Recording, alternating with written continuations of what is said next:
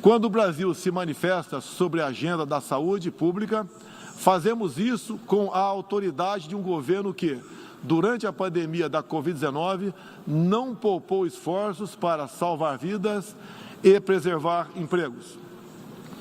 Como tantos outros países, concentramos nossa atenção, desde a primeira hora, em garantir um auxílio financeiro emergencial aos mais necessitados. O nosso objetivo foi proteger a renda das famílias para que elas conseguissem enfrentar as dificuldades econômicas decorrentes da pandemia.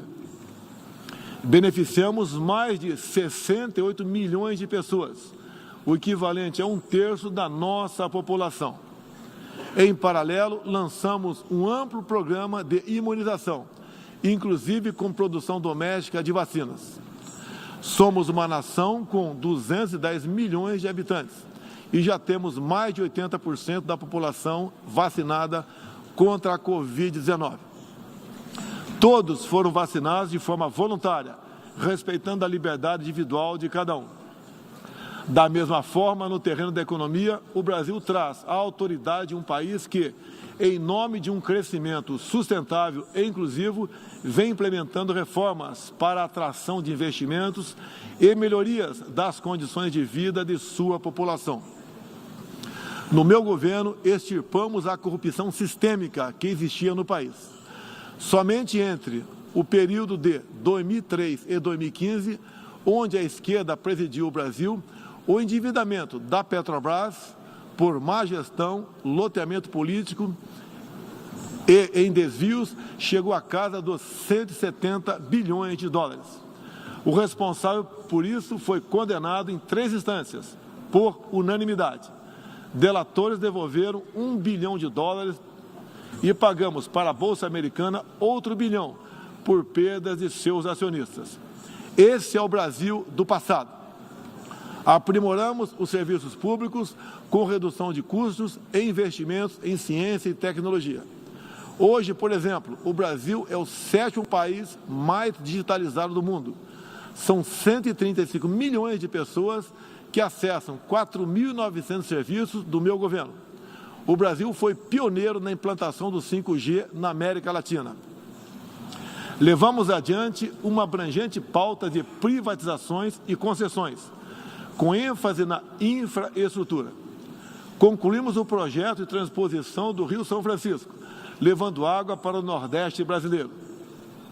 Adotamos novos marcos regulatórios, como o do saneamento básico, o das ferrovias e o do gás natural. Além disso, melhoramos o ambiente de negócios, com a Lei da Liberdade Econômica e a Lei de Startups. Como resultado, criamos oportunidades para o jovem empreender e ter empregos de qualidade. Coroando todo esse esforço de modernização da economia brasileira, estamos avançando a passos largos para o ingresso do Brasil como membro pleno da Organização para a Cooperação e Desenvolvimento Econômico, a OCDE. Apesar da crise mundial, o Brasil chega ao final de 2022 com uma economia em plena recuperação. Temos emprego em alta e inflação em baixa.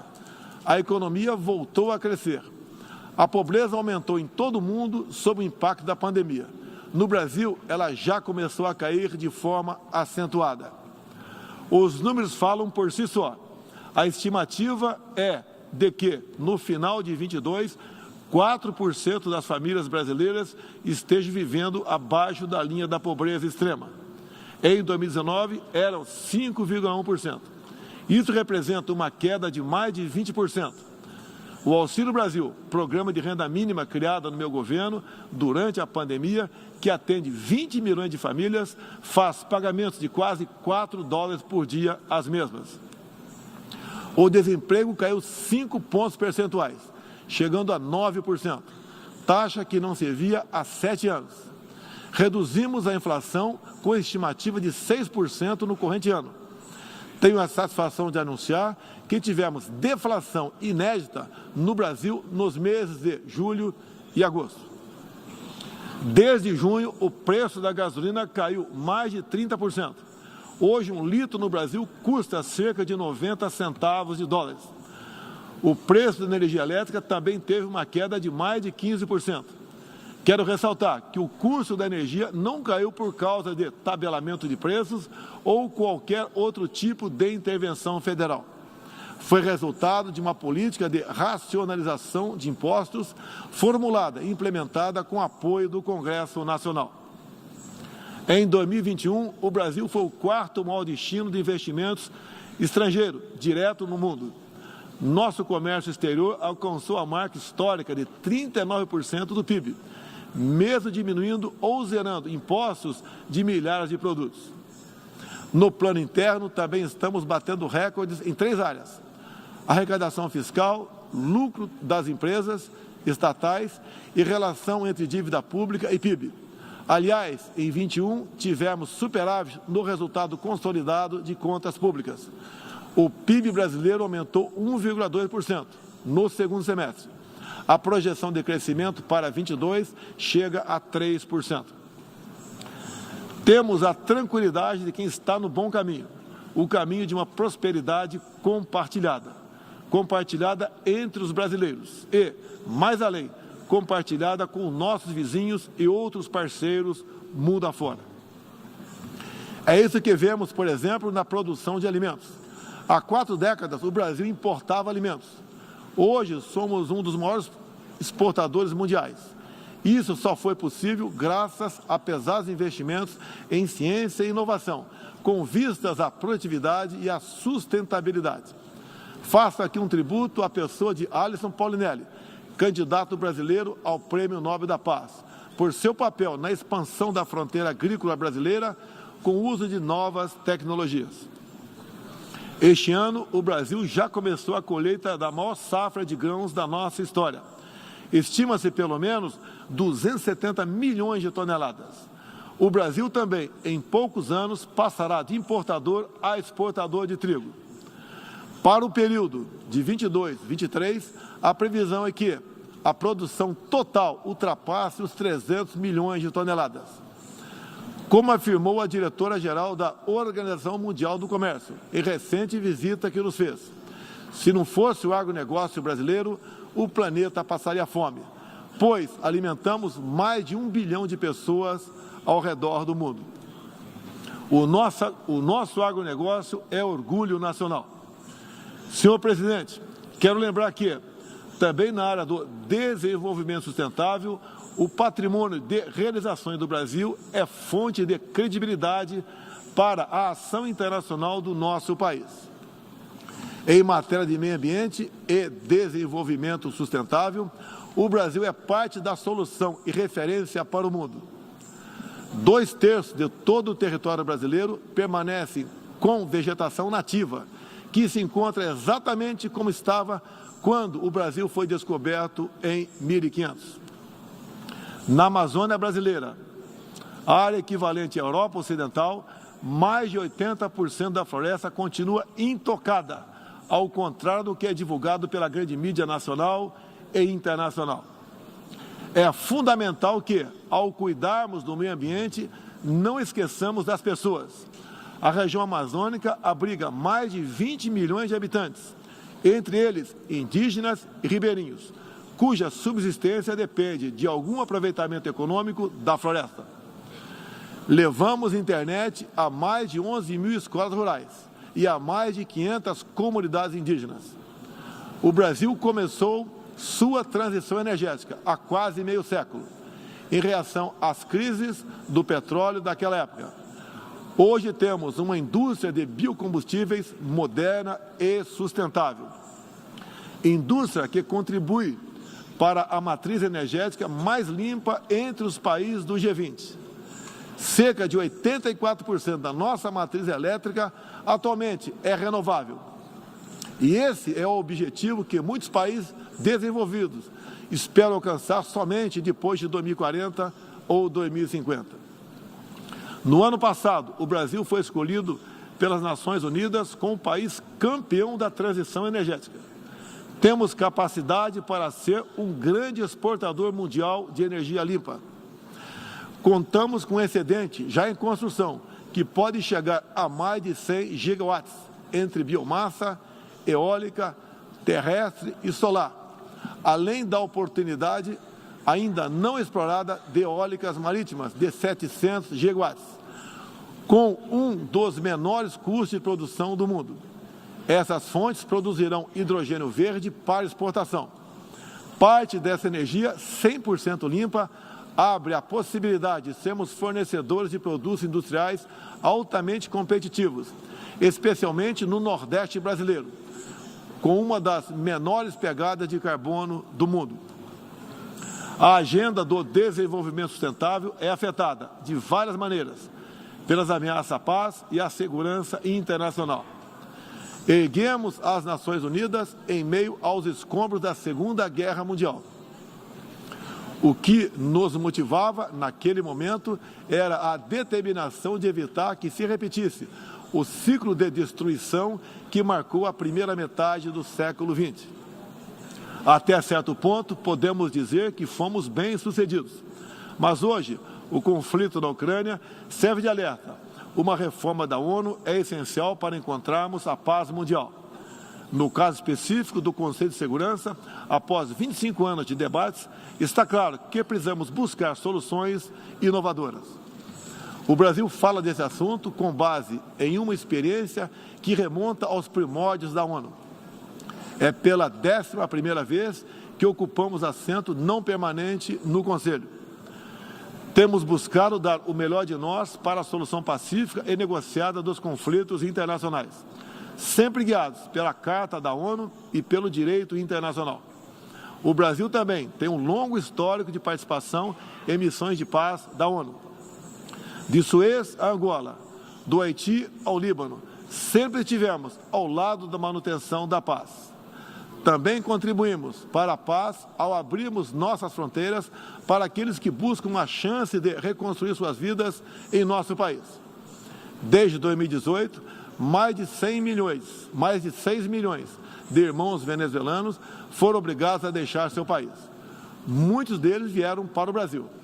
Nossa resposta a esse desafio foi a Operação Acolhida, que se tornou referência internacional. Já são mais de 350 mil venezuelanos que encontraram em território brasileiro assistência emergencial, proteção, documentação e a possibilidade de um recomeço.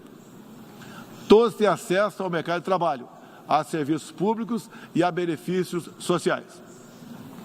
Nos últimos meses, chegam por dia ao Brasil a pé cerca de 600 venezuelanos, a grande maioria dos quais mulheres e crianças, pesando em média 15 quilos a menos do que tinham antes, fugindo da violência e da fome.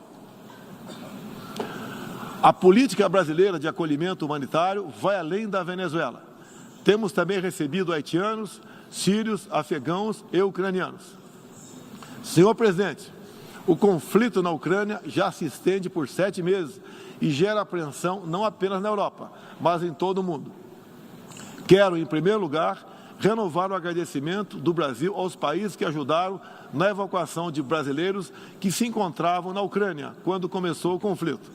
Refiro-me especialmente à Eslováquia, Hungria, Polônia, Romênia e República Tcheca. A operação foi exitosa. Não deixamos ninguém para trás, nem mesmo seus animais de estimação. Diante do conflito em si, o Brasil tem se pautado pelos princípios do direito internacional e da Carta da ONU. Princípios que estão consagrados também em nossa Constituição. Defendemos um cessar-fogo imediato, a proteção de civis e não combatentes, a preservação da infraestrutura crítica para assistência à população e a manutenção de todos os canais de diálogo entre as partes em conflito. Esses são os primeiros passos para alcançarmos uma solução que seja duradoura e sustentável. Temos trabalhado nessa direção. Nas Nações Unidas e em outros fóruns, temos tentado evitar o bloqueio dos canais de diálogo, causado pela polarização em torno do conflito. É nesse sentido que somos contra o isolamento diplomático e econômico. As consequências do conflito já se fazem sentir nos preços mundiais de alimentos, de combustíveis e de outros insumos. Esses impactos nos colocam a todos na contramão dos objetivos do desenvolvimento sustentável. Países que se apresentavam como líderes da economia de baixo carbono, agora passaram a usar fontes sujas de energia. Isso configura um grave retrocesso para o meio ambiente. Apoiamos todos os esforços para reduzir os impactos econômicos dessa crise, mas não acreditamos que o melhor caminho seja a adoção de sanções unilaterais e seletivas, contrárias ao direito internacional. Essas medidas têm prejudicado a retomada da economia e afetado os direitos humanos de populações vulneráveis, inclusive em países da própria Europa. A solução para o conflito da Ucrânia será alcançada somente pela negociação e pelo diálogo. Faço aqui um apelo às partes, bem como a toda a comunidade internacional. Não deixe escapar nenhuma oportunidade de pôr fim ao conflito e de garantir a paz. A estabilidade, a segurança e a prosperidade da humanidade correm sério risco se o conflito continuar. Senhor presidente, tenho sido um defensor incondicional da liberdade de expressão. Além disso, no meu governo, o Brasil tem trabalhado para trazer o direito à liberdade de religião para o centro da agenda internacional de direitos humanos. É essencial garantir que todos tenham o direito de professar e praticar livremente sua orientação religiosa, sem discriminação. Quero aqui anunciar que o Brasil abre suas portas para acolher os padres e freiras católicos que têm sofrido perseguição do regime ditatorial da Nicarágua. O Brasil repudia a perseguição religiosa em qualquer lugar do mundo. Outros valores fundamentais para a sociedade brasileira, com reflexo na pauta dos direitos humanos, são a defesa da família, do direito à vida desde a concepção, a legítima defesa e o repúdio à ideologia de gênero. Quero também destacar aqui a prioridade que temos atribuído à proteção das mulheres. Nosso esforço em sancionar mais de 70 normas legais sobre o tema desde o início do meu governo, em 2019, é prova cabal desse compromisso. Combatemos a violência contra as mulheres com todo rigor. Isso é parte da nossa prioridade mais ampla de garantir segurança pública a todos os brasileiros. Os resultados aparecem em nosso governo. A queda de 7,7% no número de feminicídios e diminuição do número geral de mortes por homicídio. Em 2017, eram 30 mortes por 100 mil habitantes. Agora são 19. A violência no campo também caiu ao mesmo tempo que aumentamos a regularização da propriedade da terra para os assentados. No meu governo, entregamos 400 mil títulos rurais, 80% deles para as mulheres. Trabalhamos no Brasil para que tenhamos mulheres fortes e independentes, para que possam chegar aonde elas quiserem. A primeira-dama, Michele Bolsonaro, trouxe novo significado ao trabalho de voluntariado desde 2019, com especial atenção aos portadores de deficiências e doenças raras. Senhor presidente, senhor secretário-geral, senhoras e senhores, chefe de Estado e de governo, senhoras e senhores, neste 7 de setembro, o Brasil completou 200 anos de história como nação independente. Milhões de brasileiros foram às ruas, convocados pelo seu presidente, trajando as cores da nossa bandeira. Foi a maior demonstração cívica da história do nosso país. Um povo que acredita em Deus, pátria, família e liberdade. Muito obrigado a todos os senhores.